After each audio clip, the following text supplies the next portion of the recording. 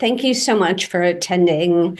I'm going to walk through a briefing, sort of giving you a high-level overview of this study we recently completed. Josh Whiter and Kristen Heidelbach, my co-authors, are available to answer questions as well. So this study is actually a project of the San Diego Imperial County's Joint Labor Management Cannabis Committee, which is a mouthful. Short version is the members of that group are UFCW, Local 135, March and Ash, and Embark.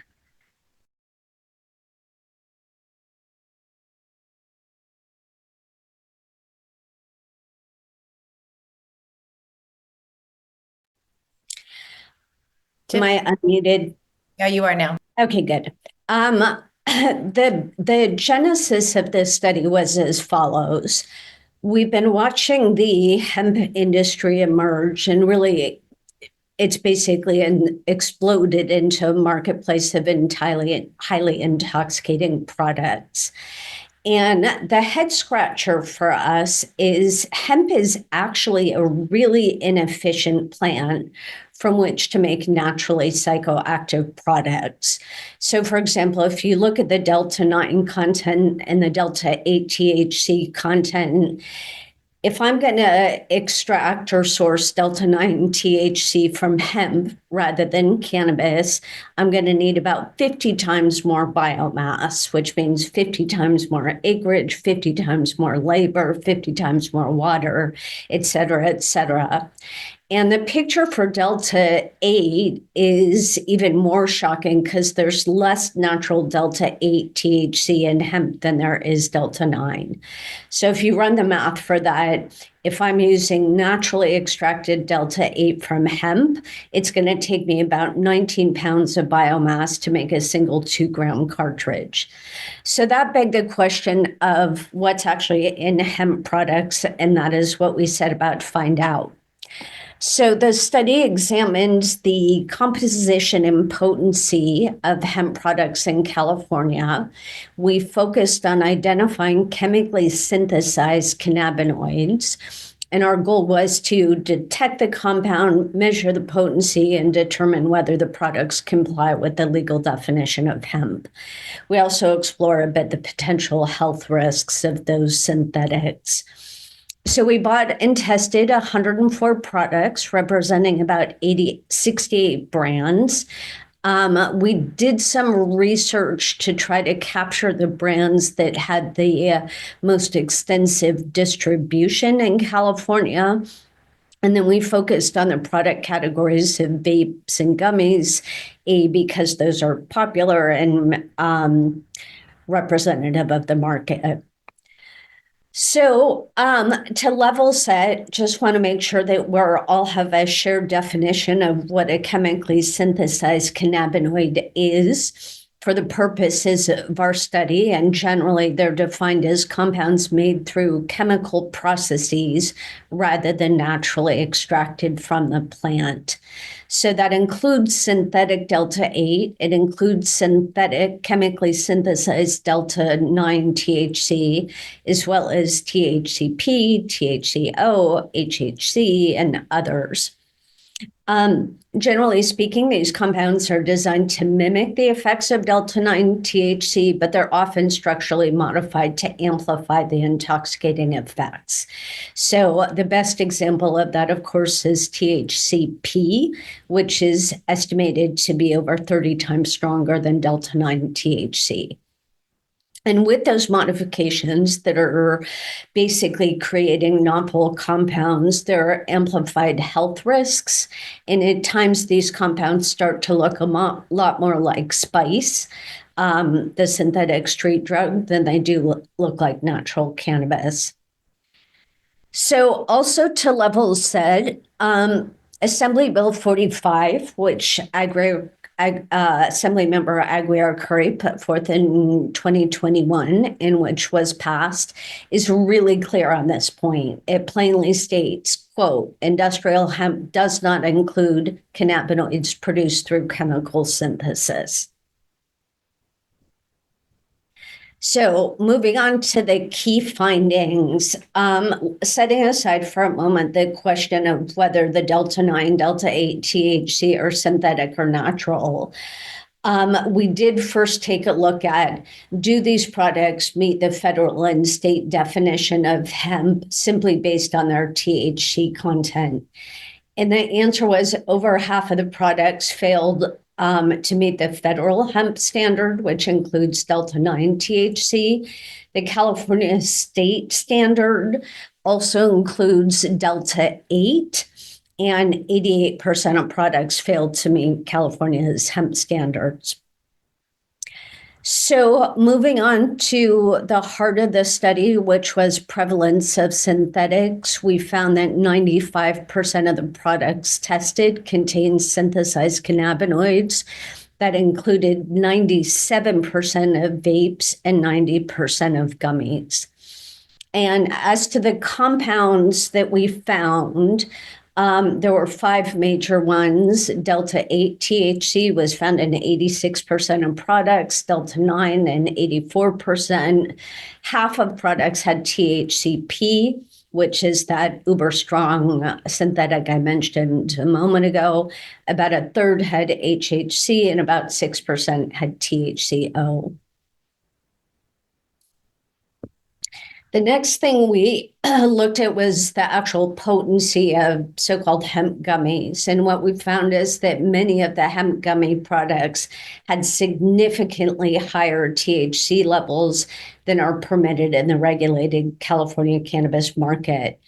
So as far as per serving size, California, the regulated market has a per serving THC cap of 10 milligrams.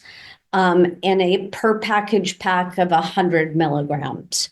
What we found among the hemp products, gummy products we sampled was 84% exceeded that cannabis THC cap, and not by a little bit. The average amount of THC per gummy was 89 milligrams, which is almost 9 times more than our per serving cap in the regulated market. And over a third of the gummies we tested had between 100 milligrams and 325 milligrams of THC per piece, which is astonishing levels. And then, of course, on the package size, we found similar pattern. 81% of products surpassed the state's THC per package cap in the regulated market, and the average package size was about 14 times greater than is allowed in the cannabis market. So moving on to vapes, I had noted earlier that 97% of the vape products we tested had synthetics. And oftentimes it was synthetics that are a lot more potent than Delta 9 or Delta 8 THC. So what we sought to do with this part of the study is we sought to basically create a THC equivalency that takes into account the fact that THCP is not the same as THC, it's a lot stronger. So with those, and that the math be in scientific justification for those equivalencies is outlined in the paper with the proper citations. But as far as the results we found, on average, the THC equivalency for vape carts was about 2,680 milligrams per cartridge, which puts it above both the California cap for adult use, which is 1,000 milligrams, and the California cap for medical use, which is 2,000. We also found that over half of the sampled products had between 2,000 and 14,000 milligrams of THC equivalency per vape, and most of that was attributable to THCP. Moving on, safety concerns with synthetics. Synthetic cannabinoids do not have the same pharmacological safety profile as natural cannabinoids. And there are really 4 different areas that we explored in the paper as far as areas of concern. We've talked about the potency, and of course, with that becomes a risk of unintentional over intoxication. that unintentional over intoxication is magnified by mislabeling of products. So if you look at these products on the right there, all of those were marketed as THCA vapes, and not one of them had any THCA in them. So essentially, consumers really have no idea what it is that they're vaping in the hemp market.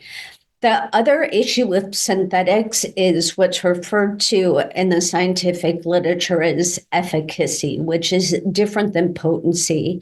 And what that means is it basically refers to as how strongly a cannabinoid binds with the CB1, human CB1 receptor. How strong of or complete of agonist is it? And the reason why that's an issue is because the synthetics that are more powerful agonist or bond more strongly have much more serious safety adverse events associated with them. And that includes things like vaping-related lung injuries, like we saw in the vaping crisis in 2019.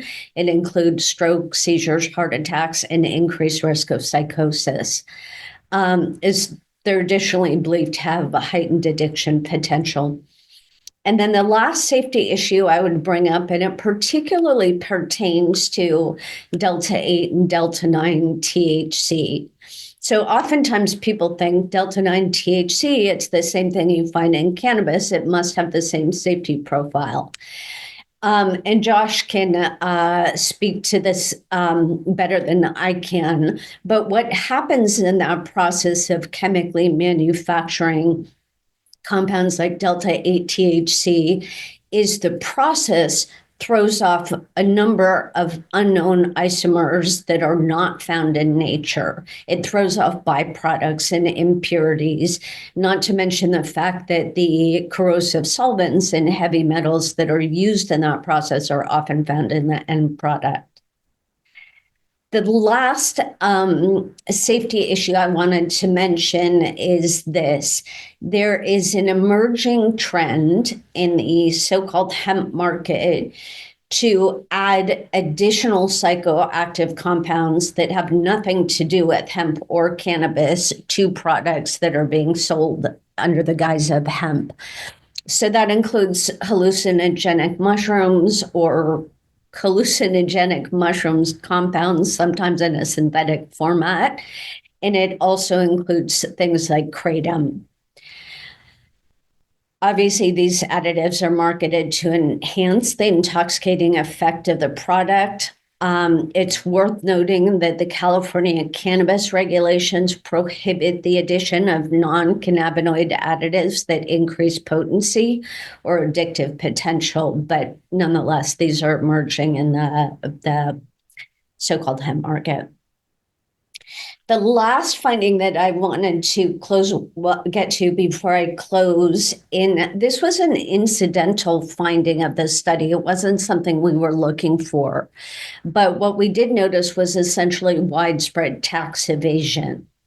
So the hemp industry often claims that if there's a more permissive to hemp, it will yield the state significant tax revenue. That argument is undercut by the fact that 91% of the products in our sample were purchased or sold to us without any state or local taxes whatsoever.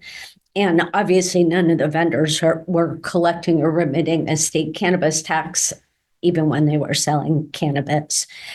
And the short version of that is it not only does the practice deprive the state of tax revenue, but it widens that price gap between so-called hemp and cannabis to the detriment of the legal industry.